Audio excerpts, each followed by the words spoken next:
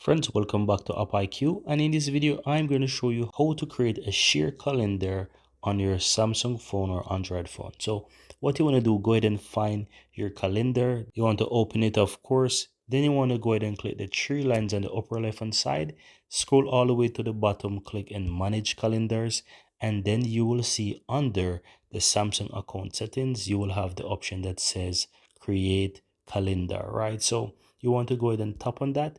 You want to give it a name. I'm going to call this one test for the time being. Then click on create. You can choose a color, whatever you want. And then once you do so, you can tap on create.